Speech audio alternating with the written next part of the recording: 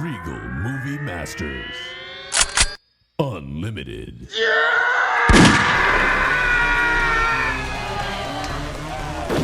This is the Regal Movie Masters Unlimited podcast, where we instantly watch every goddamn movie that comes out at the local theaters. Your movie masters today, we have Destined. Hello. Brent. Hello. Dylan. Hello. And myself. Got 3 flicks coming up here. I don't know if these are flicks. I don't know if that's the appropriate term. What are they? They're not films, movies. Our movies today are She Said, The Menu, and Guillermo del Toro's Pinocchio. I have to say the Guillermo del Toro part because it's literally in the title. We'll start off with She Said. This is a movie about the journalist who wrote the story that ultimately brought Harvey Weinstein down. They took him down. They took him down with this story.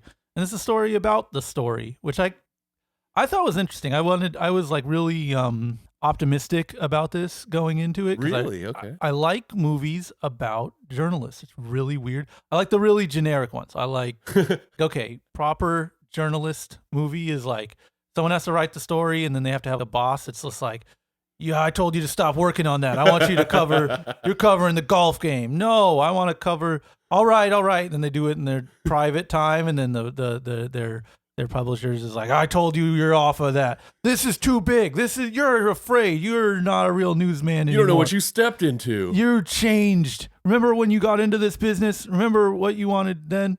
And then they're like, tread lightly. And if anyone asks, you're on your own. And then they do it and they get like a deep throat type person, right? And Okay. the deep throat type person is like, you have to watch out. This guy has eyes all over. This is bigger than you think. You know, this is like in full Tom Clancy mode. They get followed around by people and shattered. Oh, they have to have a subplot with their family where they're spending too much time on the story. And their partner is just like, you're tearing this family apart. And they're like, this is important. I got to do this. And then I'm out. You know, it looks really bad for them because, you know, they're being chased by people and all that. And then something breaks. The informant comes out and someone will go on the record. Now it could be public. And then it gets published. And then like you watch some bad guy get taken away in handcuffs, right? Yeah. That's a fucking journalism movie. What's the quintessential one? I mean, Spider-Man. yeah. Batman versus Superman. No. No, I don't know. I mean, it's a fine tradition. It goes from, there's like dummy versions of it, but like true classic model is All the President's Men. Right. About Nixon, where the literal deep throat comes from. Spotlight, I guess, would be like the modern Fantastic. classic. Yeah. Shout out The Paper from 1994, starring Michael Keaton. Zodiac is kind of a journalism story. Definitely. Yeah, because they didn't catch him, so you need to have the Yeah, pursuit. it's a story about the story. Mm-hmm. Yeah, I like stuff like this. In this case, when I first started hearing about it in 2016, is when this takes place, I wouldn't have the inside track. So whenever the actual story came out, which would have been like 2017-ish, Uh-huh. I was like, celebrity stuff. Right. You know, I was like not really, I don't know, engaged in it or whatever. And then I watched that documentary called Untouchable, that I think was on like Hulu. Okay. And like it really had a big effect on me. Like they did a really good job with that documentary. The people just share their stories and like just you can't watch that and be like, they're whatever, you know. It's like, oh, this sucks. Specifically Okay. about Weinstein? Yeah. Okay. I haven't seen it. Yeah, it's Weinstein and all the people who he's just fucking brought ruin to over the years in terms of just, you know, they talk about the effect that his assaults had on their lives and like just it's an insight into this gross fucking world of, you know, what everyone knows, power and Mm-hmm. abuse of it and all that sort of thing. So like that documentary really had like kind of a profound effect on me. And so I was maybe a little overly familiar with the story because of that. But I was still, aside from the genre factor, just the part that it's like, well, how did they find out about the story? You know, I think that's sort of where I take umbrage with the film is because the story itself, super important. And that documentary that was just the story is very highly recommended. But I think the story behind the story isn't that interesting. You know what I mean? Yeah. Dylan, how'd that movie play out for you? In terms of like the story, Did you enjoy it? it's fine. Okay. See, that's like for Dylan, that's a pretty low rating. I mean, It's the story that like could be told in terms of a journalistic sense, and the story that they're recovering is a story that should be told in general. Right. So I'm not like mad at any of it. When I was watching, I felt like I was like, why don't I just read the article, and then based on what you just said, why don't I watch the documentary Right. instead of a dramatized or semi-fictionalized, adapted from, whatever you want to call it? Yeah, and I think the movie is sort of challenged telling the story. And that second act, I think, is when it kind of the pacing slows down and you get the actors telling the story of Harvey's victims over the years.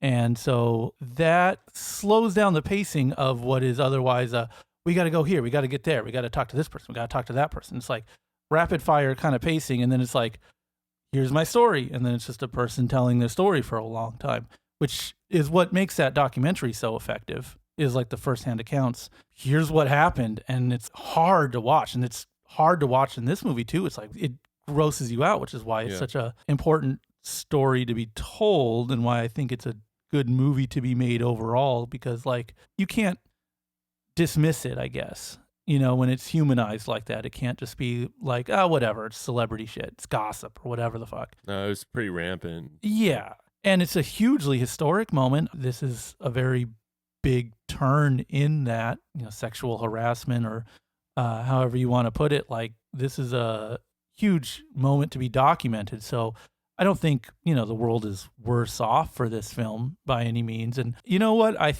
do think it's interesting that it's like current, you know, like it's being made so soon after the fact, because everyone's around to kind of get the facts straight so that it doesn't turn into a Tom Clancy thriller in like 20 years. It's like, no, this is what really happened. Which again, I don't think makes for a very interesting story, but it's maybe it's a more honest story. It's a more real story. It feels true, partially because it's so procedural and doesn't have the, I don't know, the whiz bang of like a thriller or like, you know, a Hollywood movie. It's This is just how they fucking got the story done. I think it's useful. I think it's something that will be very valuable in maybe even 5 more years, you know, like something you could watch in classrooms or something like that and kind of be like, hey, you guys probably heard about this like a long time ago. It's kind of a tough pitch to tell you to watch some documentaries that we're streaming on sites that aren't around anymore in 10, 20 years. But here was a movie that was made by real people, you know? So like, here's the way that probably this will be introduced to people and the story will be digested. And in that sense, I'm fine with it. Again, I think just for my own, like having seen other footage where people are telling their accounts and telling their stories, to hear that story again, just objectively in terms of like film technique, to me kind of muddied the waters a little bit as far as like making an entertaining movie. But fucking, they're not all entertaining. Not all movies have to be goddamn fun and games. You know what I mean? Hey, Justine, who's the target audience for this? The base audience is going to be like people who were doing like the Women's March and stuff like that. Because of the subject matter and like the turn into the Me Too movement. So I get that's who it's like geared toward. Do you think they would want to go see a movie about Harvey Weinstein? Yeah, I mean, the people who were behind us was just like 2 ladies, you know. I guess if you look at it in terms of like the movies about the reporters, the 2 women who wrote then the it's story. like you know, it's a very female centric movie. But I agree that it just seems like there's no source material. Like if you're gonna make a movie about the journalists, tell me something about the journalists. Like, or if you're gonna make a movie about the procedure that happened to get the story, it didn't really do that good of a job of that either. The most interesting parts are when the lady is talking to like the accountant and the lawyer, right? And then the one person when she talks to Samantha Morton, I think, in the restaurant where she has like the paperwork. That's right. What they were saying. Zoom in on, I couldn't do this, I couldn't do that. Here you go. Here it is Right. anyway. I don't really know how NDAs work either. I'm like, what if you just say it? Like, Let alone like they get broken all the international. yeah, it's like, well, just say it. It's whatever. Like, what are they gonna throw you in jail? They're just gonna fine you if you don't have any money. Who cares? But those are the interesting parts. Like, I would have wanted to see like them figuring out how much the payouts were, and like where did the Yeah. money come from? Follow the money, you know, like Yeah. that would have been a really interesting way to make it like what they had to do to get the stories. Instead, they did a little bit of that and then a little bit of let me try to get this lady to talk to me. She doesn't want to talk to me, and it's like, well, that's understandable. That's something that I think a lot of people understand. But then it's like, she still won't talk to me. Oh, she's on the phone telling me she doesn't want to talk to me. Okay, well, can we just, Let's move it get along. to when Yeah, she yeah. does talk to you, or instead Yeah. of kind of the hemming and hawing, if you will. And so I guess that the point was, I don't know, that it was hard for them to get the ladies' stories. And again, I mean, this is factual presentation of the issue, so you can't sensationalize it in any way, especially given that it just happened. So you're left with kind of a less entertaining film because of that. Yeah, but I'm saying in terms of what's interesting. Oh yeah, Like no, it's not, it doesn't have to be super flashy kind of entertaining, but just like, I don't even know what they did a lot of the time, except for when they were talking to the lawyers and stuff, when it's like, oh, they're digging to get some information, but it doesn't really go in depth into that. It's factual that they had to do those things, Right. and it's also factual that, I don't know, she has 2 daughters, but I don't need to see Right. I don't need to see them on screen Yeah. for more than setting up the character, I guess. I don't know. So again, like, I don't know if they consulted with these women, the Right. journalists. So I don't know if they were like, I want this to be in there, I want that to be in there, or Yeah. whatever. Like, I don't know if it's through a filter of that or Right. something. But yeah, overall, it just seemed like it was flat across the board instead of having like ups and downs. Yeah, and I think part of that is that they didn't really have a lot of resistance, at least as it was portrayed in the film. Like all the higher ups were like, "Yeah, tell this story, go do that," Yeah. which is again that in this genre, that's like the pushback you get is like your higher ups don't want to do it, and you're a rebel and all that stuff. But this Yeah. was like, "No, please do this here. We'll help you out." Yeah, everyone you- was really supportive. And I'm going to give it a, I've been kind of shitting on it. I'll give it a plus. I liked the interplay between the two reporters. I liked that the reporters just like cooperated. You didn't have to do this song and dance of like, no, this is my story. They're like, yeah, you got some information. I'll help you. Yeah, let's get this Yeah. done. The younger one didn't have to earn the older one's respect. Yeah. Yeah. Yeah, and like we talked, I think, on a previous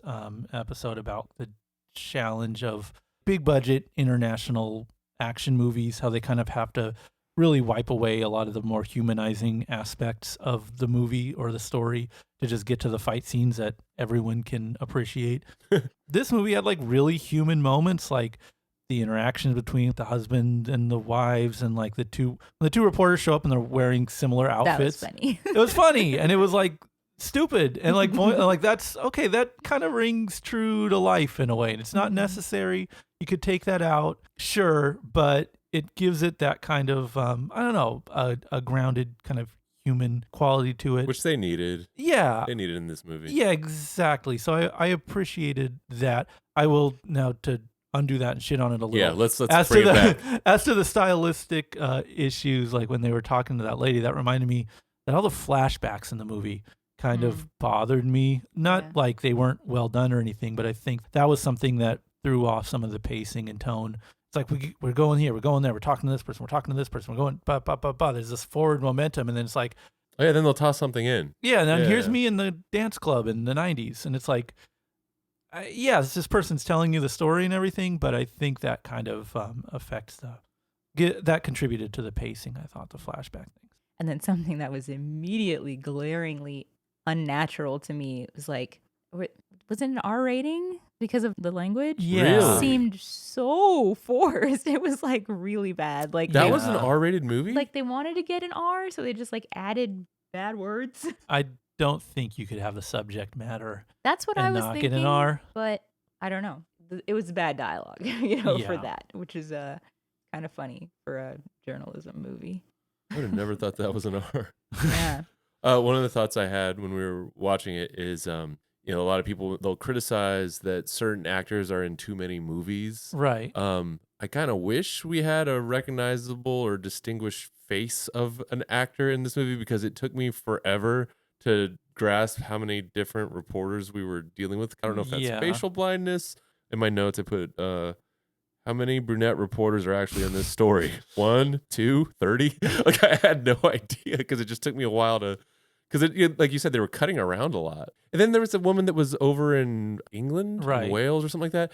I thought that was the older reporter for a while. Again, I don't know if it's just facial blending together. Yeah, I was lumping stuff. I was like, oh no, she's got breast cancer. I was like, oh, but that's not the one. Okay, yeah, it took me a little bit. Maybe some of that like same voice-ish. Just want to say stuff it they didn't have. help that like it's something that you brought up multiple times on different movies. It's like it felt like the movie was written by one person that only knows how to write one style of talking and one style of voice. So yeah, even just the way that the actors were reciting their lines, it's like it's the same voice. You know, it's like kind of this NPR vocal fry thing. I mean, arguably that was like they are in the same industry. You know, like they all work in the same place and they've gone to probably the same school. So, but again, that's still like, it's not like a place to show your razzle dazzle acting abilities. It's just, here's how we got the scoop movie. I don't know. Here's how we got the scoop. Here's how we got the scoop movie. Who scooped it? It's a who scooped Here's how we it. got the scoop, the movie. We got anything else? Oh, you know what? I'm going to give you my positives. It's got my favorite iPhone in it, the iPhone 6. Shout out to iPhone 6. And I thought the extras in this movie were extra. There's a lot of lot of street shots, a lot of crowds. The only time you saw me excited was when I was like, "Oh my god, who is that guy?" And the guy has nothing to do with the actual plot. Yeah. It's just a dude in a weird suit and a crosswalk with the extras. And again, I don't know why I paid this much attention to the extras, but there was like extraordinary continuity with the extras. There's a scene where they're walking through the park and there's just this random adult mall grabbing a skateboard, and it cuts away about 5 times and goes back to him, and he's still mall grabbing it no matter how far away he is from the camera. So respect to whoever was in charge of continuity. Just want to end on a positive note. There we go. All right. So wrapping it up, she said, are we going on record or are we an anonymous source? I'll say anonymous on this one. I think this is not particularly enjoyable movie. I think the documentary is probably better watched. Untouchable, it was called. If you need to watch something on screen to learn about this, that's probably a better way to go. I'll leave it at that. Justine? I'm a little bit sad that it wasn't done better. Right. I think it kind of does a disservice to the story behind this Right. movie. I don't know. It doesn't really have the impact that I think they were going for, that I hope they were going for, I guess, to kind of bring more awareness to it. It doesn't really succeed in that. But Andre Braugher is in it. That's the Peralta. That's the Oh, yeah. You just lit up over that. He's great. He's hilarious in it. He's always what's good. the Brooklyn Nine-Nine? Yeah. Brooklyn Nine-Nine. And I looked it up. The little girl that plays the daughter of one of the journalists. Her name is Dahlia Knapp, but she is a daughter in the show Evil that I like, and she's pretty funny. Good child actors. Yeah. This is the To year. Brent's point, all the ancillary people are Good Yeah, job. if you look at the margins of this film, it's delightful. Yeah. I'll say, as a man on film, I hated it. Okay. I'll go on record. Okay, you got it on the record. It's a good movie. All right. Yeah, I mean, like, it was good. I can hear the conviction in your voice. Yeah. Next up, it's The Menu. This is directed by Mike Mylod. Matei. It's directed by Mike Matei of Angry Video Game Nerd fame. Yes. This is his final. No, this is. Yeah, he's Mike Mylod, maybe. Yeah, I don't know, I think he's mostly known for Secession. Yeah. And hey, shout out Entourage. Did like a bulk of the series. Nice. Yeah. Anywho, this is a movie about the upper crust, no pun intended, of aristocratic foodies who can afford a expensive ass dinner on an island with a eccentric chef, and he's serving up more than food, but an experience they'll never live to forget. It's The Menu. You guys can't see this. Brent is like gripping papers and shaking. He's so excited to talk about this film. I'm not going to hold him back anymore. This film made me feel both seen and attacked, which was delightful. I was, God, I didn't know what to expect in the movie because I wasn't sure if they would go into like a gore territory or if they would go into a satire territory. So I was really anticipating this one. And then when I saw that my actual favorite chef in the world, Dominique Crenn, had a role in the movie or had a part to play in terms of behind the scenes, I got even more excited. I'm like, well, she's cool. She's one of my heroes. She's the first woman that lives in America to get a 3-star Michelin rating at a restaurant, and she still holds that as the only person to do that. While that was happening, she was battling cancer and won. Fantastic lady. Moved over here from France. Just really loves San Francisco. Settled in and does incredible things with food. So when I saw that she was involved, I was like, okay, they got like a real player in the game. Yeah. So yeah, I got excited about that, and then once we started watching it, I was like, oh, okay, so this is her kind of purging quite a bit. Did she have something to do with was she like more of an advisor? She's not like okay, so all the food screenplay. that you saw, like she designed it, and then they replicated it with props because yeah. Like salmon is going to spoil under lights. Going to rot away under all that. And then she also kind of she advised a bit on restaurant culture, right? And how chefs carry themselves and how the brigade carries themselves. The brigade being the people around the chef that cook. All right. Not the Rob Liefeld comic. Yeah. I know with you, I had to clarify. That's why I was confused. Like Bad Rock. What was Bad Rock doing? I saw the glint in your eye, and I was like, no. We're not going to the pulpies. We're going to stay in the celluloides. God, yeah. If you're, if you are kind of a pretentious dickhead that goes to these restaurants, there are so many Easter eggs. I'm assuming that she had say in a lot of the references in the film itself. Although it sounds like the director is also kind of heavy into fine dining stuff. I would say that the actual restaurant and the way it's set up is based on Noma, which is in Copenhagen, often regarded as the best restaurant in the world. The reason I say this is because it looked like they had that smokehouse going. They probably had a root cellar. It's one with nature. Rene Z, the head chef there, like he's all about the deconstruction and like all the twists with the menu, right. like for instance that bread scene where it's like this is bread without bread, like that's a very Rene thought. But there was a lot of San Francisco references as well, like a lot of the good restaurants there that Dominique would be friends with. Those are kind of alluded to. Like there's even a point where the chef says flour and water. That's the name of this guy Thomas Naughton's restaurant, but he's talking about just bread. So that's a shout out to what is this sick subculture that I've stumbled into? I feel like I mean we could go deep, man. I mean like Dominique's restaurant's called Atelier Crenn. There's there was a dish in the movie called The Ocean that is hers. You know what I mean? So that was in there. There's the oysters in the beginning. That's a reference probably to Hog Island Oyster Company in San Francisco, which kind of like elevates oysters the way that they did on the boat out. Let's see. Even Ralph Fiennes. This is like pop-up video, dude, but for the visual appearance of Ralph Fiennes, they made him look like this chef Jean George, who's this guy. He's got tons of restaurants all over the world.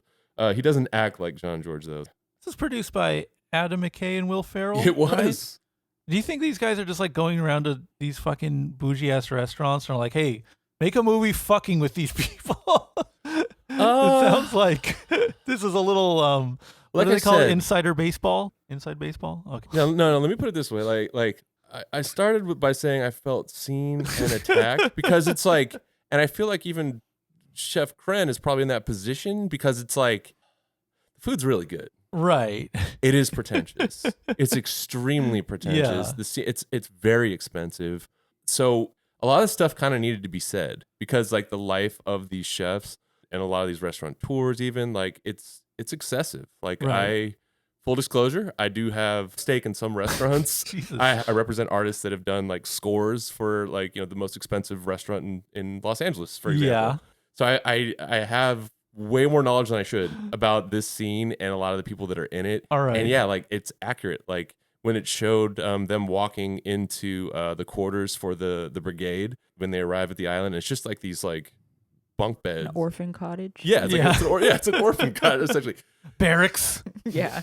that's done out of efficiency because, like they're saying in the movie, you get done at like 3 a.m. and you have to be up at 6 to do prep.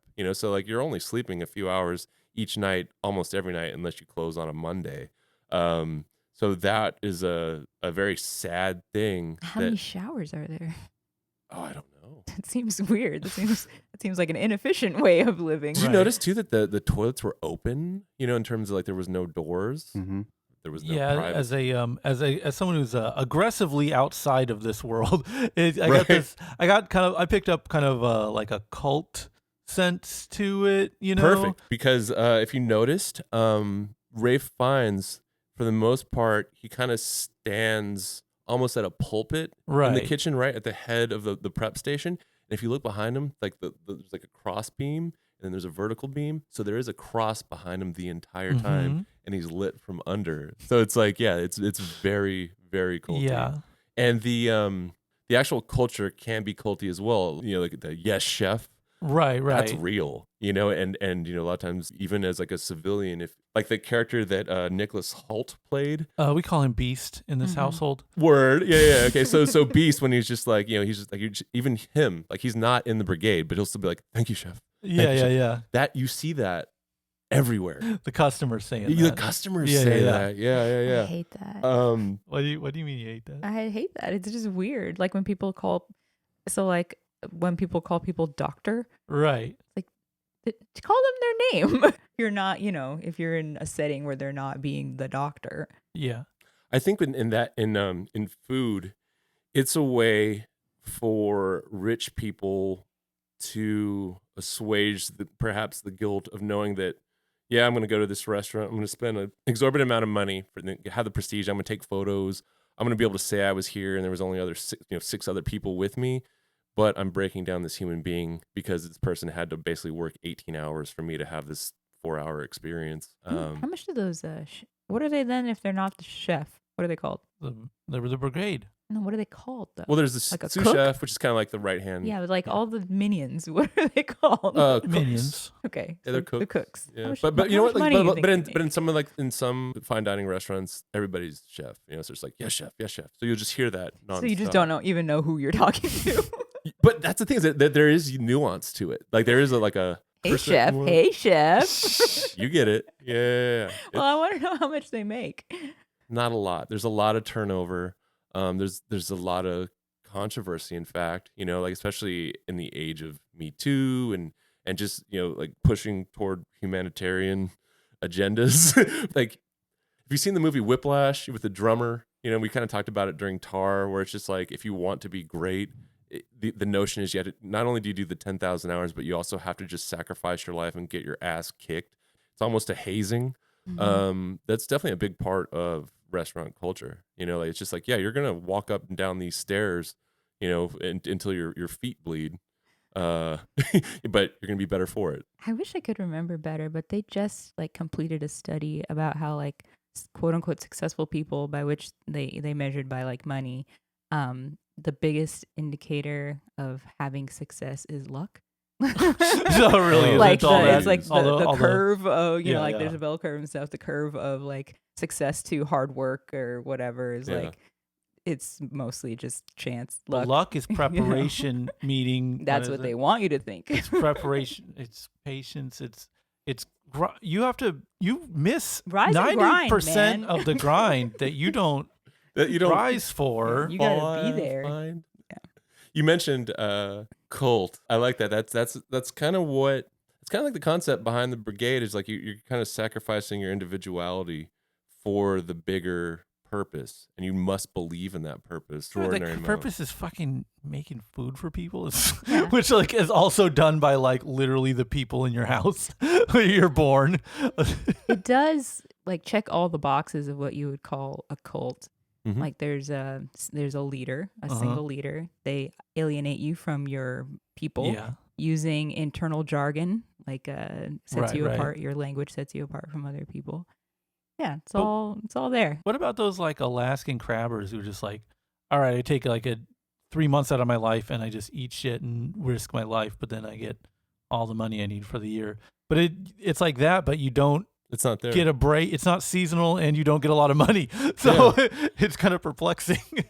So is the goal that they all become him? Like, how do you even do that if you have no time to, Well, yeah, do anything yourself? You hope to become a sous chef underneath the master chef, and then you split off, and you'll either get like an investor to go into your concept, or you'll just jump to another spot where you'll just kind of like have a different experience, and that just kind of adds to your resume that you can then parlay into at some point having a restaurateur and angel investors. I think a lot of it is just like notoriety.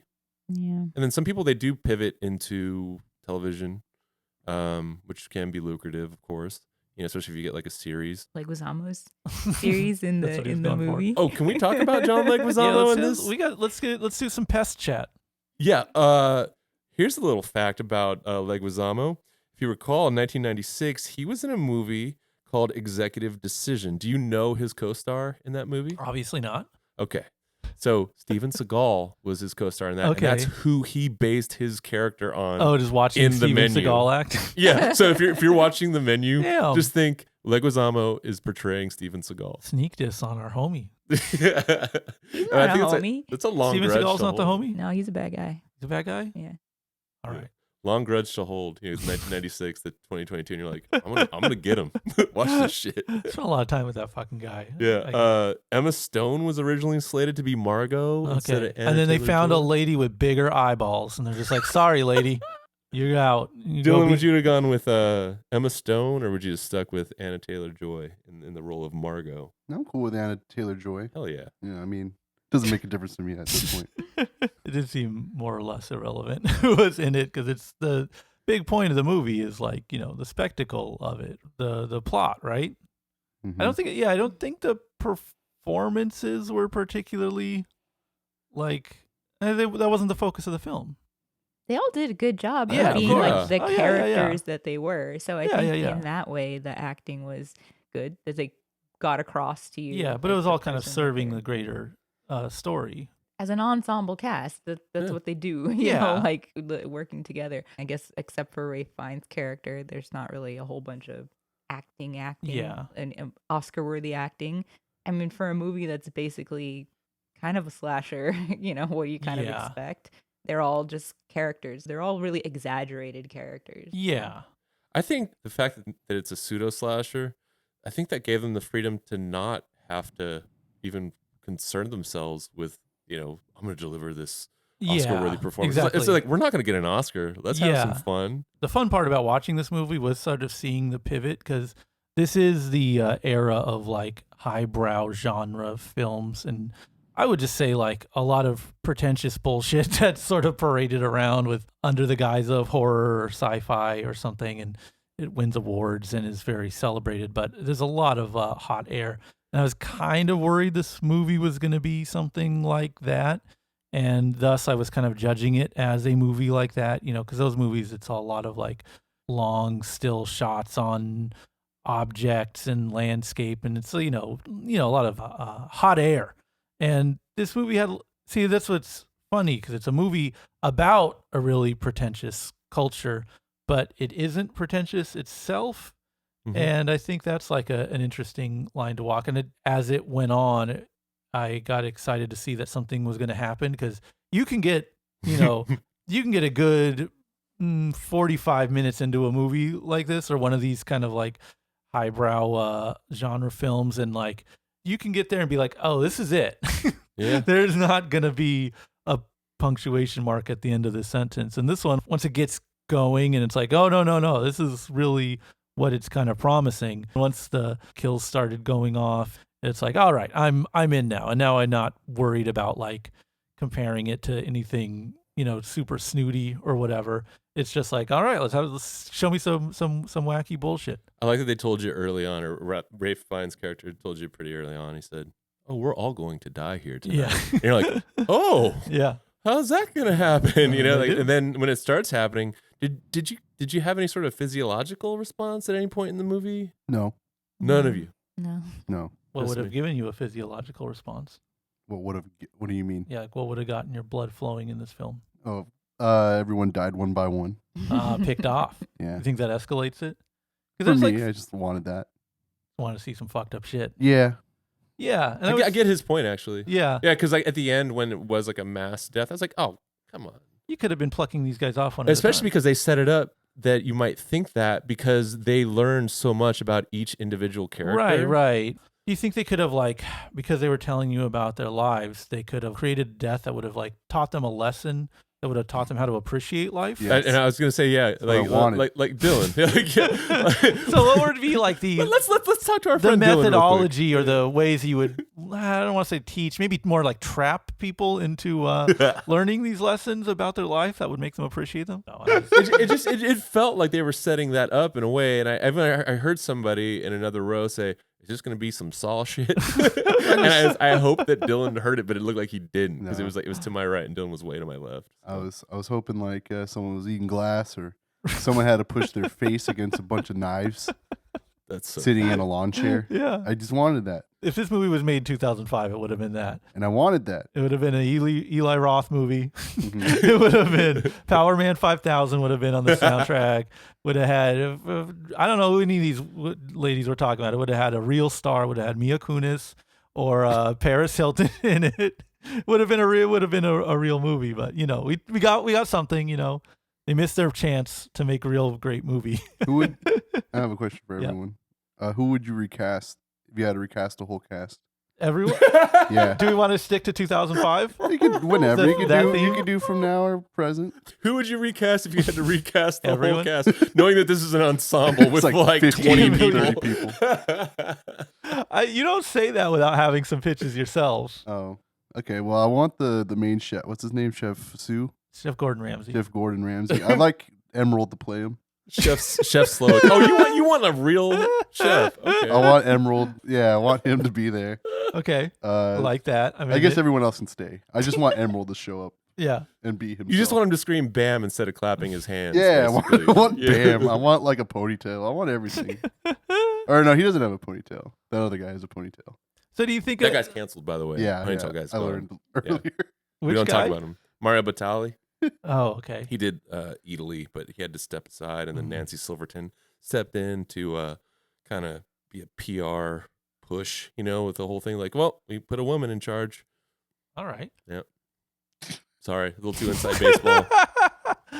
I liked I forgot. Elsa? Is that the name of the lady that she like handles the customers? Okay, Where yeah, she's yeah. like, Yeah, he does she the was hard. food, I do the customers. Hong Yeah, Chow yeah. is the name of that actress. Yeah, she's the maitre d'.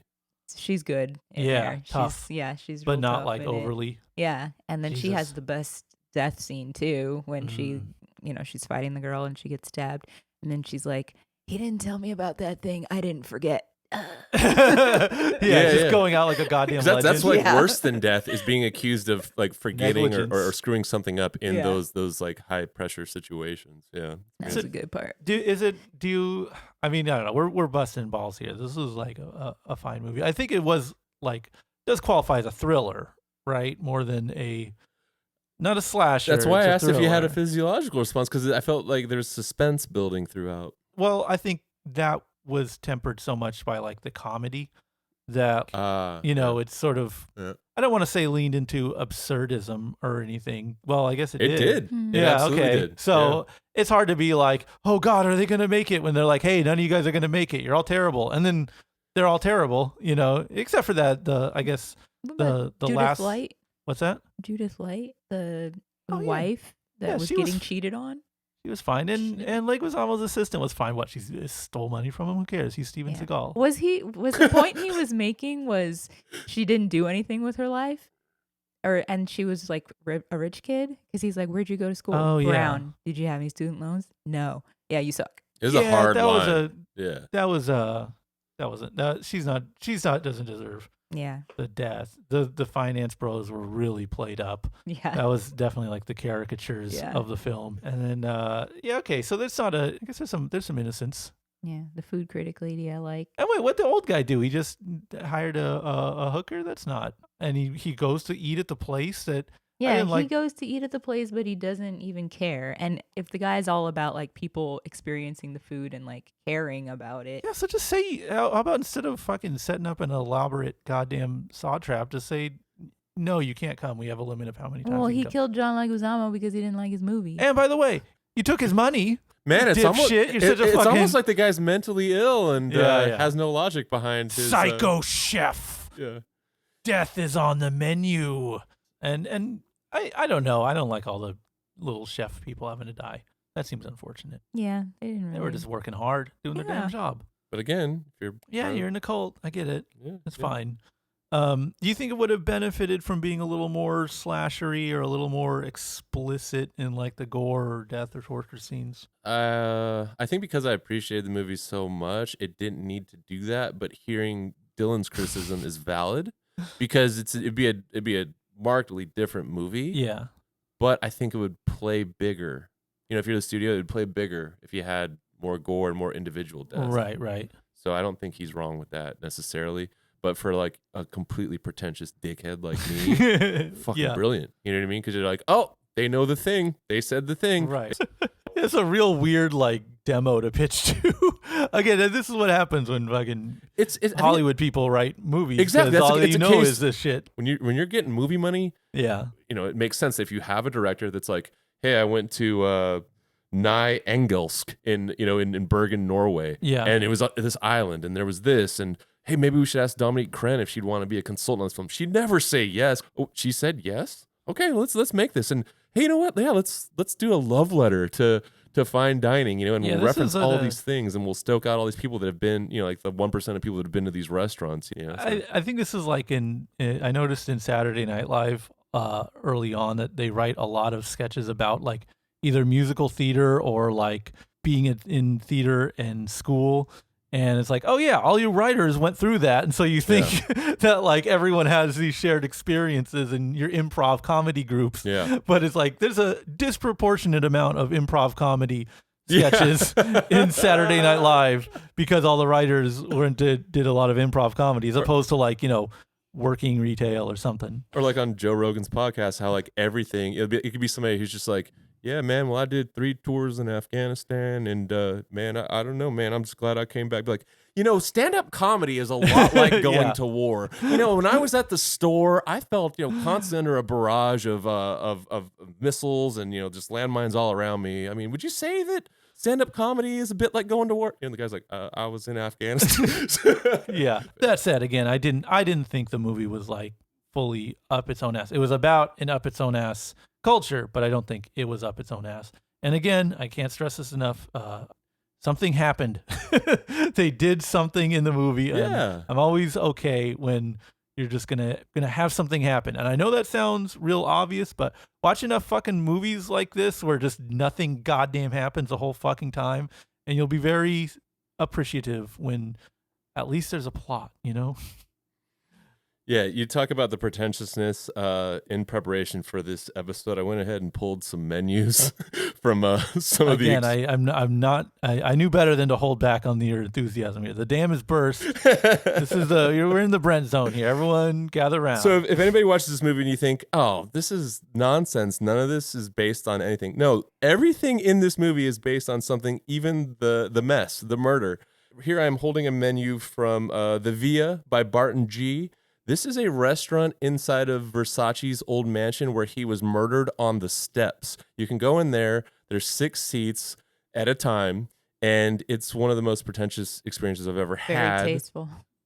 Yeah, super tasteful. Yeah. So, you're eating, footsteps from where this man was slaughtered. They lean into it pretty heavily. Everything is market price, which means that it's an arbitrary number. So, for instance, when they came to the table, they're like, "Sir, would you like to try? We happen to have a very rare Iranian ossetra, sturgeon caviar. It's extremely hard to get, and they charge like $4,000 for that. So yeah, it's a racket. it's like, I guess if you have to ask the price, you can't afford it, right? Exactly. Yeah. So they put that pressure on you, and you're just like, oh yeah, I'll take it. Yeah. The foodie guy, beast. Go on, yes. He was talking about how when he was taking his prostitute date to the restaurant. Dark Child. Yeah. From the celebrated film, Exactly. Thank you. New Mutants. That's why it couldn't be Emma Stone. Exactly. Yeah. Well, wait, was Emma She was, Stone? Also Gwen okay. Stacy. Gwen Gwen Stacy. Stacy. It's okay. It That's could have still happened, but No. You don't think Beast and they had to keep a mutant? Mhm. All right, two filthy muties. So he talked about how exclusive the restaurant was. Only 12 people get to go every night. Right. And Well, now that they say it was like $12.50 a plate, now I'm feeling like that's low. that is low. All right. So yeah, here in my hand I hold a golden ticket. This is it's a restaurant that's just called Eh. That's a ripoff of the Emoji Movie with the titular character Meh. Can't fool me. You can't fool me with this shit. So at Eh, it was just The EH. this was also a 6-seater. The restaurant is hidden in another restaurant, and you have to and this is present in the menu, the silver door that she was looking at. Yeah. It's based on this, right? Like you like it's like you can't go in there. That's not for you. So Right. if you're at the regular expensive restaurant and you see the special door to Eh, it's not for you. Shh, you don't It's unless the you have this special golden one. ticket. Yeah, you got the thing. golden ticket, right? So Or once it's the you freezer. get in there, this is a 25-course meal. They have things like the beet kini, and there's like an elevated cotton candy dish, 6 desserts. It's absolutely out of control. I also have a menu from Dominique's restaurant herself. It's called Atelier Crème, and the ocean dish in the movie comes from her. And there was even a line about how, some of these restaurants, they don't even have like menu items. They just give you a poem. Hold my hands, the poem. Okay. So each line is a course. So for instance, the first line is, summer has come with its cool breeze. And what that is Cure Breton. And it says, I touch the earth and play with its cool milky light. And that is salsify, cauliflower, and white chocolate. Gross. Yeah. I revisited my childhood memories. Well, that would be a squid ink rice cracker. I remember You an get a ocean. cracker as a course? It's okay. So it's like it's almost like a pork rind, right? Okay. Yeah. So it's like that consistency, but it's squid ink, and Okay. it's elevated. I remember an oceanic feeling. Now that is squid with Iberico ham and lardo. So I mean, and this thing goes on and on. for probably 20 lines at And that's least. 20 quote unquote courses. Yeah, exactly. Jeez. So yeah, the movie is they did their due diligence. Everything in Oh. there like is based on an actual menu. Well, I'm disappointed that they didn't take the opportunity to make these dishes with something interesting. Like the only reaction that I had, like physical reaction, was disgust, because anytime anyone eats an oyster is the grossest Yeah, thing I it can really is, imagine. yeah. It's like could have been an eyeball, could have been an Right. eyeball in there. You really missed out. Yeah, I would have liked for any of the dishes, or for all of Yeah. the dishes, to be like something gross or some body parts, and Yeah. they still have to eat it because he's Different movie. That's what they make the Yeah. movie in the 80s. If they make it in 2005, So- it has so new Dylan- metal Dylan- soundtrack. Dylan wants like the sauification of the menu. Yeah. Justine wants the bones and all the blood cannibal. diner. That's what I Blood was diner, thinking yeah. of the whole time. Oh yeah, you're right. I did think when that guy shot himself in the head, they were going to put the skull Yeah. pieces in the dish. No. We Yeah. got brain stew. Yeah. No, didn't get that. No, it's fine dining. You don't eat humans. All right. No, that would have been the funny thing. It's like he's Yeah. like, now I'm really turning Now on we're all its ear cannibals. or something. I did like when they for no reason when they go running through the forest and they just bring them back. Yeah. That was nice. I love that. I Yeah. like the Just guys like emasculate them, I guess. waiting in the chicken coop, and then That's exactly what it but was the called. guy totally knows. He's like, here Yeah. you go, you get a dessert from me. The last one. Good back. job. We knew where you were the whole Just time. toying with them. Yeah. That was funny. And then something that bothered me is, you know how one of the like tech bros or whatever they were tries to break the window with a chair. Yeah, yeah. And it's like obviously you can't get out. It's like hockey and then glass. it, Yeah. and then it the camera goes to outside of the window and he's like screaming, and you can see that it's like you can Soundproof, yeah. But then when the guy's getting dipped in the water, he's like yelling and he's like, listen to it. And he's like, Oh, ah. yeah. And then he's like, and now it's silent. And then like Nicholas Hoult was like, oh yeah, it's silent. It's like, you wouldn't be able to hear any of that. But anyway. again, I have to give the movie their flowers. When you set yourself up as we're going to turn a bunch of people into s'mores and set them on fire, when So that's your good. conclusion, you can do this shit. Like, yeah, fine. I don't care. Have the guy he's an angel investor, so we gave him angel. Yeah. lead. That is like just once you as a movie Like once you tell me that you are stupid, like, hey, this is a stupid movie. Yeah. I'm like, oh, okay, yeah, down. Hell yeah. Go for it. I'm not gonna fucking hold you to some like, pedantic little standards here. It's like, no. You've decided what lane you're in. I love the lane. Go to town. Okay. With the chocolate melting in their eyes as they're dying. So good. And he shits on s'mores too on the way out. Like that's his his last words. It's just like, let me tell you how terrible s'mores are. Dylan, did you clock the score in that? Did you pay attention to it? Did you appreciate it as a musician? Why? Just wondering. Is there something about the score I should know about playing? No, I just wondering if you liked it. It's fine. Again, I kind of felt that it was leaning towards that art house direction because I think that was a stylistic choice, right? Yeah. To not have a bunch of Rob Zombie songs in the soundtrack or whatever. They want to keep with the tone of being fancy pants, even though the movie itself wasn't. It was a good choice, I thought. I overall. thought so too, mainly because as things started getting weird inside the actual restaurant, they started putting more Discord notes in there and stuff, and they're adding little layers. It was pretty well done. I'm trying to remember it now. I guess the music was kind of like what you would hear watching like a Master Chef, like culinary, like food music. Mm-hmm. I noticed it was that, and then just as the movie goes on, it goes like into minor chords and just like weird shit like that. We should probably mention that one of the funny sight gags of the movie was after they would serve a dish, they would flash up on the screen. They give like the food porn shot along with the description of it, and then during certain scenes, like for instance when Beast makes his very terrible lamb dish, what they call it, like whatever his character's was, and they call it Tyler's bullshit. That's respect for the audience. Give them some laughs. Give them some yucks. A good call. Yeah. So the menu. Are we making a reservation, or are we just gonna cook at home? Which one's good? Which one's the good one? Well, if you make the reservation, you go to the restaurant and you die. Because you read the menu. Dylan has a point. Which is the name of the movie. If you eat at home, you're not participating in the menu. But then I live. Are you gonna go to a fancy restaurant? Yeah. So make a reservation. One. Yeah. Or go get Burger King. Yeah. Okay. Like what that guy was. All right. So fine dining or fast food. I'll say fine dining. This was a fun movie. I mean, I'll go if he'll make me something else like the girl got, because I'm not interested in any of that stuff. I'm a plebeian vegan. There we go. Nice. What are you going to do? Yeah, it's simple. You already know where I'm at. I fucking loved it. Dylan? Yeah, just give me like a vegan burger. That's fine. So, okay. To go? Yeah, whatever. Hell I'll get on that boat.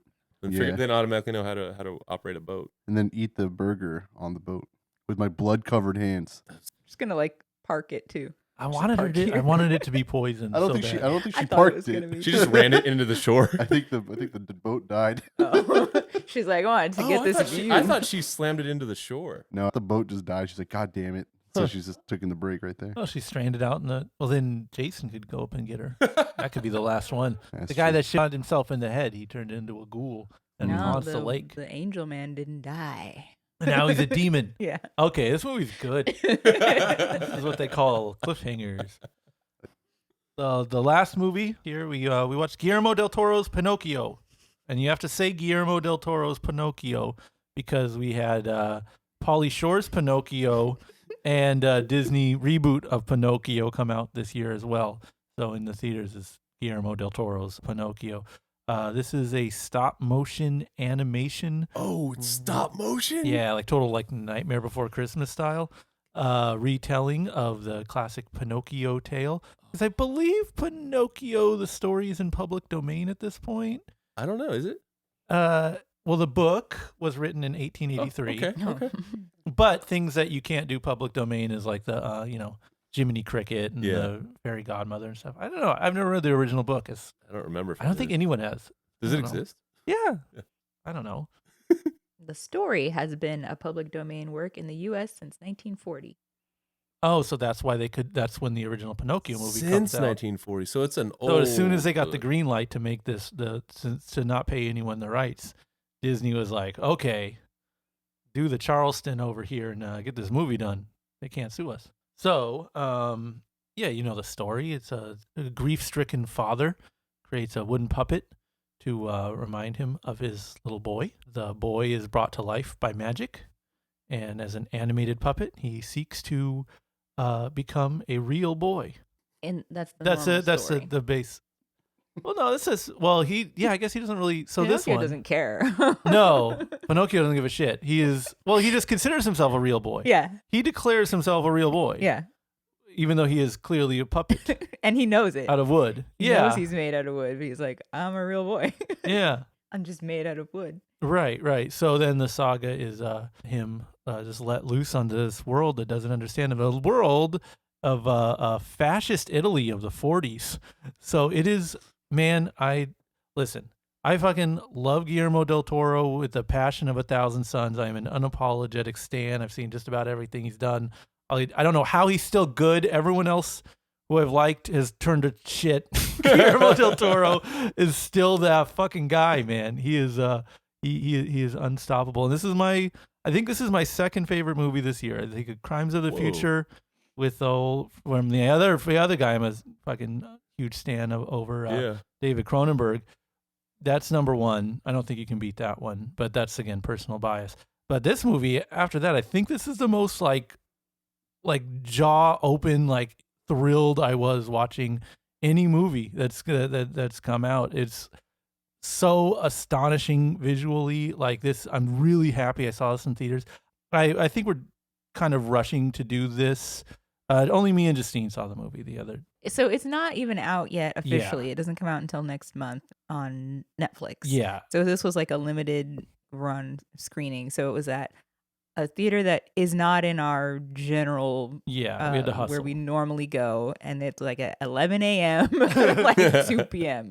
Yeah. So it was very limited. But I'm so glad I saw this in theaters because I know when it comes out on Netflix, if that was the only time I would watch it, I would just be dicking around on my phone half the time, and I would miss so much. And it's so visually rich. I brought this up every time we see Labyrinth in the theater.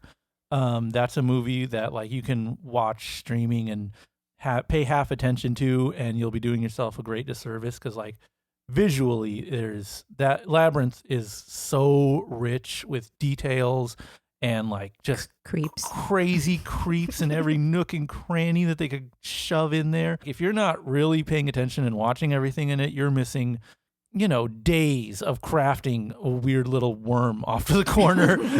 So like that's a movie that pays to see in the theaters. Likewise, this being like stop motion animated. Like, yeah, you had me at stop motion. It's kind of hard to watch. I'm trying to understand this. This is like a half baked idea, but I noticed this with like Mobius comics.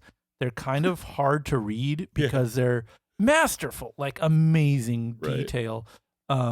That goes into them, and you're like, oh, this is awesome. I love this. I'm gonna read 3 pages. I'm gonna put it down and do something else.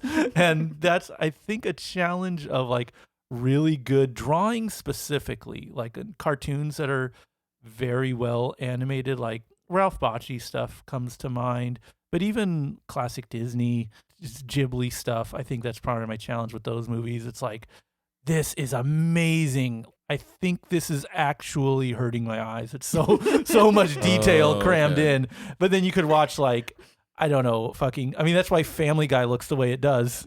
Real simple, just streamlined. Your eyeballs can take in the data. No challenge to it. Most adult animation, South Park, what have you. It's joke driven. Super simplified art style. And I think that kind of allows your brain to process, the jokes, which is the main thrust of it. No one's obviously setting up a Ghibli movie versus South Park on animation wise, and like that is a issue with this film. Again, it's not how do you fucking fault a movie for a cartoon for being really well drawn, but it's like so well done that I think streaming this, a lot of people are gonna be like, oh, this is so cool, and then tune out in 5 minutes because I really do think the brain it's a lot to process. So by being in a big ass theater with a good ass sound system and your fucking phone in your pocket, you can actually pay attention to this shit. And like, it was mesmerizing. Like I was just so moved watching it. Guillermo del Toro goes so goddamn far. Cause that's the other danger I think with a movie like this is it's like, oh, this is a dark take on Pinocchio. It's going to be I was fucking joking with a friend of mine today. It was like a full moon pictures from the 90s, like Pinocchio killer, or like, cussing a lot and stabbing people and shit. But no, it's like rated PG, which ironically I think makes it more mature because it's not like explicit in any kind of way. But like, the town constable comes to the door with the priest, and they both Sieg Heil at the father, who has to like begrudgingly Sieg Heil, and like, Pinocchio goes into the church and poses like Jesus Christ. He points to this wooden crucifix on the wall. He's like, how come everyone likes him but they don't like me? Whoa. like he cracks open these fucking philosophical ideas that carry like so much weight to I'll them. watch this movie tomorrow. It's fucking amazing. And like, I don't know. I don't want to get too analytical here, but there's a lot of subtext to everything that's happening. It's because it's such a simple story. You can kind of, build in your own take. I kind of think it's a story about an artist, because Pinocchio is just pure id when he comes to life. Like he just wants to run out and be seen by people and be on stage and loved by people, I guess. So it's like the id of the artist, right? And then the cricket. So cut the tree down and then they make the doll of Pinocchio. But in the tree, there's the cricket character. Ewan McGregor. Played by Ewan No way. McGregor. Yeah, Jesus excellent Christ. job. Yeah, what's his name? Is it Sebastian? It's not Jiminy. No, it's it like is not Sebastian Jiminy. J. Cricket. or Right. James? something. Yeah, he has a fancy Oh, we call name. him James. So since he was living in the tree when it got cut down, he's like, this kid is my home. So as he sculpts this child, he's like, I claim domain over this kid. He's mine. I live here. I'm going to go to the earliest showing in the morning. It's fucking rules. And so he, the fairy godmother, the, de facto one, comes down and like grants Pinocchio life, more or less, and animates this wooden puppet just like in the cartoon. She gives the cricket the job to be like the moral guide of Pinocchio, or like the conscience, if you want to get really Freudian about it. It's very like, super ego of the cricket versus the id of the child. And then, Geppetto would be like this ego or self-consciousness, that wants to like keep presentations up, like send the kid to school, kind of appease the literal fascists, Pinocchio gets just like in the cartoon, gets sucked into like a circus type act, and he literally takes the cricket out of him, his cricket being like the moral compass, essentially, right? And he puts him under a glass and puts a hammer on top of the glass so the cricket can't escape. And the circus is this totally like dysfunctional, fucked up, like metaphor for what do you call it, like the entertainment industry, right? So it's like you literally have to take out your conscience and block it if you want to join the entertainment industry and turn your art into money, and like the because of the fascist backdrop, of course, like they want to take Pinocchio because they find out that he can't die, so ultimately he's like the great weapon in their war. And it's like they show these kids at a children's training camp to like teach them how to like fight wars for Italy. They're shooting each other with like these paint guns, and like you just see not blood but red paint just splattering on all these kids that they're shooting each other with guns with. And it's like, oh my God, it's so fucking unflinchingly like, I really hope kids see this. I don't know. What rating was this? Was this PG? What, PG? And it's more impactful than I think the most like explicit, harsh film you've seen. Yeah. It reminded me of Jojo Rabbit in that there's the backdrop of Nazism, but it's still like funny. And you kind of are like, I guess it feels a little bit weird having a light story with that as the background, but it is really funny. Pinocchio is hilarious. And Ewan McGregor is really funny too. And it looks really cool. There's Guillermoisms, throughout. And my favorite part is so there's the fairy godmother person who is depicted in this movie as like a one of the seraphim. Like when you see her come out, 2 wings cover her face, 2 wings cover her feet, and then she has 2 wings to fly with, but they're like on her head. It's fine. And then there's another deity or something. She's like deaf. The keeper of the afterworld. Yeah. And she is made to be like a cherubim. And so she has like a bullhorn. But Guillermoism, there's like eyeballs just everywhere. Ain't a GDT flick if there ain't a copious amount of eyeballs on anything. Ain't a GDT flick unless there's like a ancient sea monster. Yeah. Ain't a GDT flick unless there's fascism. And Ron Perlman. Ron Perlman's in it? Yeah. That's Pinocchio? No. That's like some random like new kid. Oh. Yeah. He does a great job. Amazing. Is there jars with stuff in it? That's a GDT, isn't it? Just the cricket. Oh, I guess there's this. I think the circus/puppet show serves as a marketplace. Big GDTism. You got to have like marketplaces in your stuff. I think the circus kind of qualifies. It's not the full throttle exotic marketplace you'd want, but it's there. It checked. Yeah. The box is checked. But I'm glad that it's in theaters so we can get an Oscar. And I don't know if this is apropos of anything, but because the fascist element is so dominant in this film. I had to think like when was World War II and when were these classic Disney movies? 40. And it's like Pinocchio is 1940, World War II proper, which is like not even taking into account like the rise of fascism in Europe up until that point, 1939 to 1945. So in those years we get Pinocchio, Fantasia, Bambi, Dumbo, Three Caballeros, like the movies you kind of associate with like the core of Disney's golden era, and like they have no acknowledgement of well, they had a different wing. They had Donald Duck going to war and stuff. Yeah. Okay. Yeah. I guess that would be the screen, but not in the features. Yeah. Well, I guess Pinocchio probably takes place before the actual time of Pinocchio would probably be like late 1800s. Anyways, he is using like a candle lantern or something. Yeah. Geppetto is. I don't know. I felt maybe it was a meta commentary on the Disney films, like, I don't know, avoidance of the issue. Like, okay, you guys are going to live through this whole era and you didn't say anything about it, like in your films. I'm going to say some shit. But anyways, overall, Pinocchio, are we wishing upon a star? Or are we turning into a donkey? ¿Por qué no los dos? That's true. Anyways, you know what we're saying. This is when it's out on Netflix, if it's not going to be in theater for a long time, please, for the love of God, put your phone in another room. Take breaks, watch it in chunks. Just really pay attention to this movie. It's a fucking astonishing feat of like manpower, just effort, just human creative energy put into this. I'm in love with this movie. I really like this movie. I enjoyed this movie.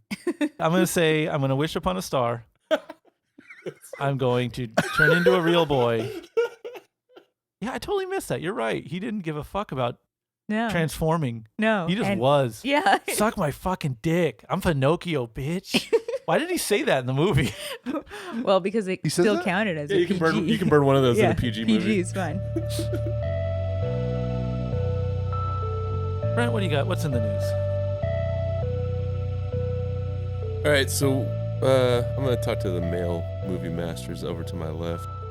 When you're not watching the finest in cinema, what are you guys watching the most, would you say? Operas performed live. Okay. Musical plays. Fine art hanging on the walls in museums. Yeah. What else? C-SPAN. A lot of C-SPAN. A lot of Weather Channel. True. Pages and books with words on them. Yeah. I tape the Weather Channel so I can watch it later. Birds. Yeah. Oh, yeah. There's some beautiful feathers around if you just take the time to look. I go to aquariums. Oh, you watch fishes? Yeah. Yeah. Clouds. Landscape. Yeah. Yeah, everyone is in such a rush. Whoa, I need my data plan. I need to look at my phone. I want screen time. Just look outside. I do a lot of people watching, and that's a dead ass answer. Mother Nature is the greatest live streamer of all time. That's true. Yeah. We are all one Earth. Yeah. We're all one. Wow, we are really like in tune people, I think, you and me. Yeah, it's crazy. Like, not a lot of people know that about us. Yeah, I know. They think we just watch garbage and Clown around. eat trash. Yeah, joke. Yeah. But no, it's like we're deep. Yeah, we have a serious side to us. Yeah. A sophisticated side. Yeah, of course. But we don't get we don't get so lost in the sophistication of the high art we participate in that we can't appreciate, say, the simple laugh of a child. Yes. The joy of blowing bubbles.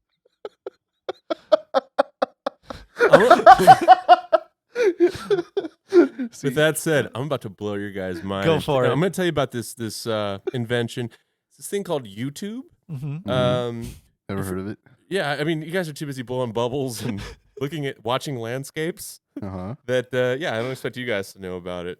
Anyways, I'm going to try to explain it to you in terms of through the lens of like a fanzine. Okay. Now, prior to this YouTube, fanzines were publications that fans of certain franchises or activities, they would just sort of collect their thoughts and maybe even draw or just do collages. They'd put them in these like often photocopied publications and hand them out. I have a lot of pen pals in the poetry scene. Would that be similar to that? Very. The letters we write each other?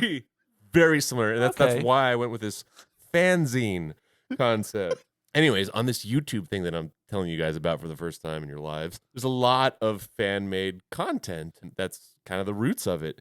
And a platform called Variety Intelligence Platform just recently crunched all the data, and they figured out the top 10 entertainment franchises on YouTube.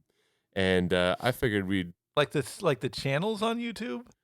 Give more us like the properties. Yeah, okay. Spider-Man versus Elsa. Yes. Ooh, featuring Venom and Joker. Five little Hulks jumping on a bed. Daddy finger. I like that you go from like, yes, I watch pages with words on them to 5 Hulks jumping out of bed. Like yeah, I just exposed you motherfuckers. Like Kinder Egg unboxings? What? Like, what are we talking about here? Think of like intellectual properties. And you know, like this list is kind of janky in the sense of like there are some specific things, but then there's also like the top 3 are very broad. Well, give me a number 10 and I'll be able to understand. Okay, so number 10 in the top 10 entertainment franchises on YouTube is The Hunger Games. They've got 487,000 videos with 8.7 billion views and 106 million engagements. 48% of the content on YouTube for it is surrounding the video game. Hunger Games video games? Yeah. Yeah, you know, it's in the title. It's a game. So like what? So these are fandoms. That must be old growth. There's not like new Hunger Games content. It's just whatever's everything that's out there. Yeah, yeah. So I never even watched the movie, so I don't know anything about it. Yeah, me too. Yeah. I went to a reading from the author of the whole book. She read the whole book. Yeah. It's like 3 hours long. It was broken up into 3. All right, yeah, so 48% of the content of the Hunger Games on YouTube is surrounding the video games. 29% is movies and like discussing the movie. Right. 14% of the content is the music, and then So 6% is fan skits and parodies. See, that's how big of a fucking phenomenon that movie was. Because again, I'm convinced that web ring is not thumping out like as of the last 5 years, if not longer. Yeah. But when that shit was happening, it was definitely happening. It's hard to tell with YA stuff. Like, it sticks around. Yeah. Yeah. I mean, Harry Potter. Yeah, but Twilight. I'm out of the loop because I would assume Harry Potter's kind of done, but that's different. Because you're not Oh in it. man, they got that Wizard Howard movie. Yeah, but those movies kind of tank from what I know. They made a whole trilogy. Yeah, they made more, but it doesn't mean that they make. You didn't watch it. That's your problem. I didn't watch it, but I also I thought like that was a thing. Like they're losing money. They make money. Yeah, Fantastic that fandom Beasts, right? shows up. Yeah. Okay, so Hunger Games is one. That's number 10. I'll go Family Feud-style, and we'll see how many we can knock out before this gets really tedious. So, Harry Potter. Harry Potter, Brent? Number 6. All right. You got 868,000 videos with 31.6 billion views. 50% of the content is people talking about the movies. 15% fan skits and parody. 12% hobby. Now that means like the collectibles and like all the merch that you can get. Like franchises. It's not like exactly. or like video games. It is entertainment franchises. So Marvel I mean, it would be under the general header of Marvel, right? Ding, ding, ding, Number ding, one? ding, ding. Number one? By the biggest margin Crazy. possible. It's There's like a lot of basically bullshit. this list is Marvel and everything else. Yeah, Yeah, because There's yeah. Star Wars in here. But let me Okay. give you the breakdown on the MCU because I'm sure you're gonna want to talk about it. Is there? We watched this movie in 0.25 speed, and here are the things you missed by Canadian Lad, my favorite YouTube channel that I've heard other people talk about. Yeah. Yeah, when I go to brunch with human beings and make full eye contact with them, Yes. They Feed. tell you Yes. about it and they tell me about the channel. So I know about it. okay, so the sheer volume of videos about the MCU on YouTube, you're at 6.2 million of them with 461 billion views. 36% of the content is about the movies and the TV shows. Then you kind of get a spike in the fan skits and parodies with 28%. 14% hobby content because it is a comic company. Yeah, so they wouldn't tell you what the actual comic book content is, right? That falls under hobby. Yeah. Yeah. So probably also like cosplay. Yeah. Yeah, cosplay would be in your 20% of fan skits and parodies. Okay, shit. This Oh, is okay. this is heating up. So Star Wars. Star Wars, you're at number 3. Okay. Damn. 2.9 it's two. million videos, 71.9 billion views. So that's less than a quarter of what MCU does, Harry right? Potter was 6. 10 was Hunger Games. Hunger Games. Yep. I would have assumed Give me- that Star Wars would have been 2. So is there like a Disney movies, or is there like a Frozen channel? Yeah, is it specific Frozen or is it under the parent company of Disney? Under the guise of Disney. It's carved up. Marvel. Yeah, your Yeah, yeah. MCU's number 1. Yeah, That's exactly. a Disney property. Family Guy. There's Family a lot Guy. of Family Guy content on YouTube. I love where your head's at. Not on. I know Colin's about to say Jurassic Park. Shut up. Jurassic Park is on the fucking list. Number 5. You're lying. I'm not lying. It's number 5. 513,000 videos, 40.6 billion views, 30% surrounding the video games, 23% surrounding movies, TV, and clips, 22% hobby. I don't know what the fucking hobby is. So Star Wars was 3. I wonder if this, because one of the biggest franchises that is maybe not very nerdy, and so probably would not be on this list, but box office wise, you would think would be since it's so dominant. Fast and Furious. Fast and Furious is in at number 7. Really? Whoa. Damn. Yeah, 51% music.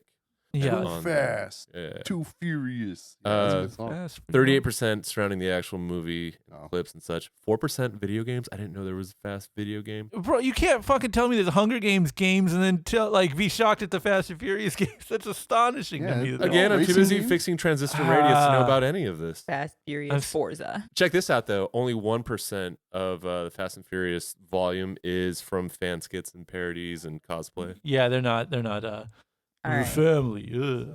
Fortnite. Oh, Fortnite. Fortnite on there? Minecraft. No. Oh, entertainment. No. No games. Entertainment. franchise. Okay, so not video. So I have not a video question. games. Is anime broken up? Anime is not present on this list. Damn it. I was gonna say Except for Naruto. one possible exception, because there is some anime of it. But these, thinking just in terms of like TV and I and know. Yeah, I'm confused. I'm sorry. Seinfeld. Star Trek. not on there. Star Trek's not on there? Not on there. Not Damn. top 10. That's an older demo. So far, you've gotten the MCU at number 1. You've gotten Uh-huh. Star Wars at number 3. Mhm. You've gotten Jurassic at number 5. I cannot believe these fucking numbers. I'm Harry- so angry. Harry Potter at number 6. Fast and Furious number 7. Hunger Games at 10. You need number 2, 4, number 8. Oh, and also number 9. I can't believe Jurassic Park beats out Harry Potter. Astonishing. The MCU stuff, so much of it is just like, they did it again. They got so woke. You got the outrage content stuff, and you have genuine what do you think's gonna happen next? That makes totally sense. I accept it all the way. Is the Jurassic Park They're probably for the fandoms books. just I Book can't fans. believe it. Fuck Chris Pratt. I've been saying this every week. I get on here and I yell about saying you have to have outrage and controversy to drive views and engagement. Yeah, And well, it's- Stop. No, the driver for Jurassic is a video game. there's a It's video part- game of it, then it's part of it. Like all these probably have video games tied I to them. mean, so then I guess I wonder about Pokemon stuff. Pokemon is not on the list. Oh. Would you like a hint for number 2? Sure. Okay. Is it Black Adam? It's DC? Exactly, Dylan. Yeah. Why? Well, that's our error for not catching Well, that. I was wondering if they were split up. But is it just the movies? Yeah. I don't This know. is why this Because is it a would be little like Batman, nebulous. everything. So- but like Right. just DC movies, I don't really know. Here they referred to it as the DCEU, the DC Entertainment Universe, Okay. right? It does about a quarter of Marvel. So number 2 does a quarter About right. of number 1. The most popular era was during Peacemaker because everybody loved that. Really? Oh. Driven by the music, of course, right? The ukulele Steel Panther covers. The theme song. yeah, it's a Steel Panther. Oh, is right? that Steel I don't Panther? know. I have no idea. It's not Steel Panther. It's Wigwam. That showed us so good. They pull the most deep cut hair metal bands you've ever heard of. You've like, never- yeah. it's like I was like, the- that song is too real. Like, it's nothing about like yeah. give me a hell, give me a yeah about that song. Damn. But yeah, for DC, you're actually at like a 53% ratio of people like discussing the movies. So that's the total like outrage driven stuff, you know. Exactly. So far you've got 4 out of the top 5. So your number 4, you asked if there was any anime. This does have a cartoon. It can be considered anime. What is it? God damn it! Just Yeah. say Number it. 4 No. is Transformers. Yeah, that's not shocking. The toy community for that shit is so Okay. Yep, ironclad. you are Okay. correct. 37% hobby, and that's the number 1 driving factor. 30% is the movies. 18% fan skits, parody, cosplay, and 10% gaming. The or cartoon, games. the cartoon and shit too. Okay, this is a hot take. I'm shooting from the hip. Teenage Mutant Ninja Turtles. No, we have Really? 2 left. I'm going to give you the hint for number 8 and number 9. Think Sure. about television. What's been the television phenomenon? Oh, you said Family Guy isn't on Oh. there. House of Games of Thrones. Number 8. Okay. Yep. That it's 73% people talking about the actual TV show. Yeah. Then you've got 16% music and Movie, 4% the books fans. exist, and okay. Sopranos. No. Oh, Walking Dead. Boom, number 9. Good job, Dylan. Holy Yeah, shit. we gotta think old gross. We gotta think old timey, Yeah. like Yeah. slightly out, like cause Slightly out. yeah, because I mean the halcyon days of YouTube, I've been told, are like that.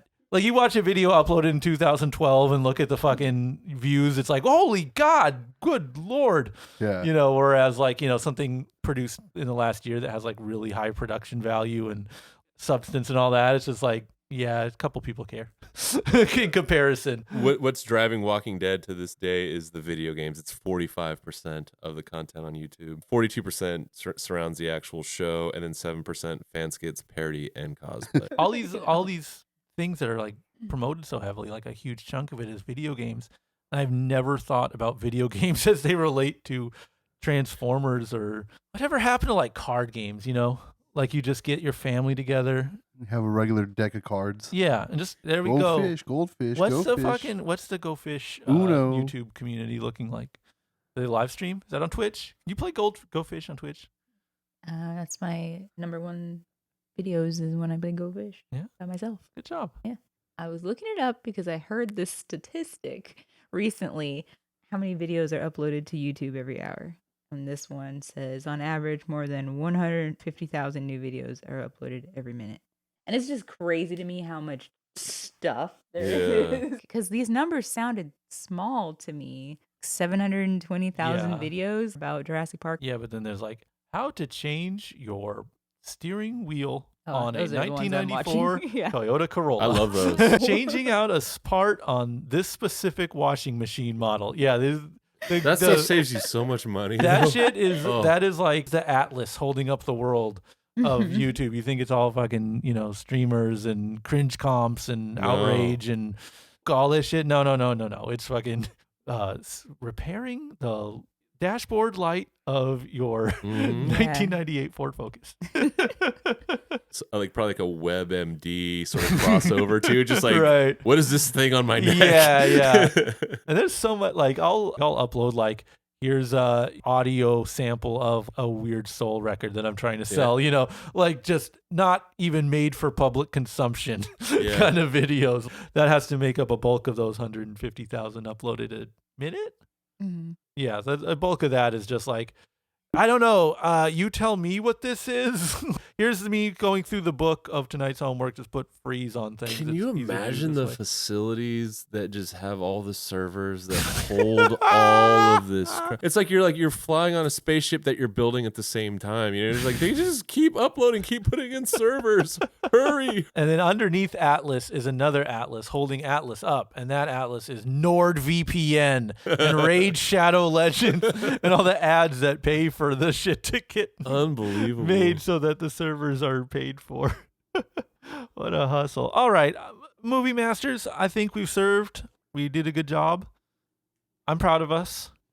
I have to go light a candle and read the Iliad, as I do almost nightly. Again? You read it in one night? The what? The Iliad. Iliad. Homer, buddy. Oh, sorry. Yeah. You're- no. Well, he's more of an Odyssey guy. Well, I break it up. I understand. break it up into parts. Anyways, what do we have next? Unlimited. Well, it's holiday season. That's the way I look at it. What's up, you fucking idiots? Hope you enjoyed this week's episode of Regal Movie Masters Unlimited. To see you next time when we do The Glass Onion, Strange World, and Devotion. But hopefully, One Piece Film Red. Till then, we'll see you next time. Bye.